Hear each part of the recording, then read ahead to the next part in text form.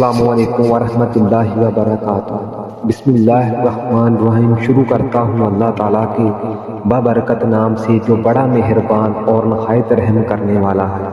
میرے عزیز مسلمان بچوں، بزرگوں، جوانوں، آج جو حدیث حضور پاک صلی اللہ علیہ وآلہ وسلم کی آپ کو سنانے لگا ہوں، اگر میں کوئی اپنے پاس یا کسی سے میں نے سنا ہو، جھوٹ بولنے والے پر اللہ تعالیٰ کی بے شمار لعنت۔ صحیح بخاری کی یہ حدیث ہے، باب نمبر ہے 326 اور حدیث نمبر ہے 462۔ گھروں میں جو مسجد وغیرہ لوگوں نے اپنے گھروں میں بنا لی ہیں یا بازاروں میں، اکثر آج کل جو ہمارے گاؤں میں یا شہروں میں، سٹی میں جو بھی مساجد ہیں، یہ بازار وغیرہ میں ہی آ جاتی ہیں۔ ان میں نماز پڑھنے کا فائدہ، حقیقت کی بات خدا کی قسم اٹھا کے کہتا ہوں، اگر یہ حدیث ایک بار مکمل سن لیں تو میری 100% گارنٹی ہے کہ آپ لوگ 5 وقت کی نماز پڑھنا شروع کر دیں گے۔ اس کا عنوان کچھ یوں ہے، بازار کی مسجد میں نماز پڑھنے کا بیان۔ حضرت عبداللہ بن عمر رضی اللہ تعالیٰ عنہ ایک گھر کی مسجد میں نماز پڑھی جس کا دروازہ لوگوں پر بند کر دیا جاتا تھا۔ حدیث نمبر ہے 460۔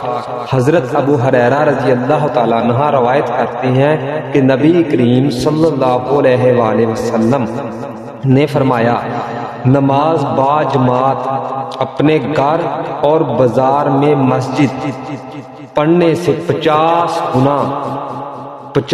گنا ثواب زیادہ ملتا ہے۔ نماز با جماعت اپنے گھر اور بازار میں نماز پڑھنے سے، یعنی کہ جو ہم لوگ نماز وغیرہ اپنے گھر میں پڑھ لیتے ہیں، لیکن حضور پاک صلی اللہ علیہ وسلم کی حدیث ہے کہ اگر بازار کی مسجد میں، یعنی کہ جو ہمارے گھر میں، گھر کے پاس بازار یا گلی محلوں میں جو اس وقت مساجد ہیں، یعنی کہ بازار کی مسجد میں نماز پڑھنے سے 50 گنا زیادہ ثواب ملتا ہے۔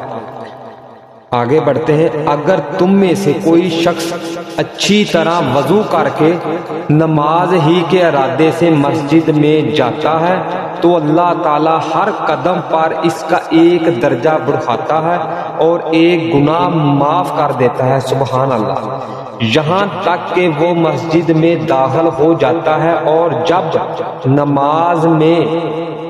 مسجد میں داخل ہو گیا، جتنی مدت اس کو مسجد نے روکا رکھا وہ نماز میں ہی شامل ہوگا، یعنی کہ جتنی دیر وہ مسجد میں بیٹھا رہا، یعنی کہ نماز کے ارادے سے گیا ہے اور مسجد میں بیٹھا، جتنی دیر وہ مسجد میں بیٹھا رہے گا وہ نماز ہے۔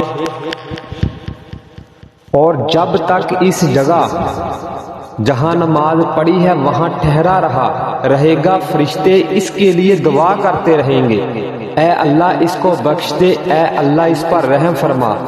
جب تک نمازی نماز پڑھنے میں مشغول رہے گا یہ سلسلہ دعائیں جاری رہتا ہے، اور جب تک وہ مسجد سے باہر نہیں آ جاتا اس وقت تک فرشتے اس کے لیے دعائیں مغفرت کرتے رہتے ہیں۔ سبحان اللہ۔ میرے پیارے دوستو، اتنا بڑا منافع ہمیں دنیا میں تو میرے خیال میں کوئی چیز دے نہیں سکتی۔ مسجد میں بیٹھنا ہم نے اپنے لیے ہے، نماز اپنے لیے پڑھنی ہے۔ حضور پاک صلی اللہ علیہ وسلم کی یہ حدیث ہے کہ جو شخص مسجد میں نماز کے ارادے سے ہی بیٹھ جائے تو اللہ تعالیٰ اسے اتنا ثواب دیتا ہے۔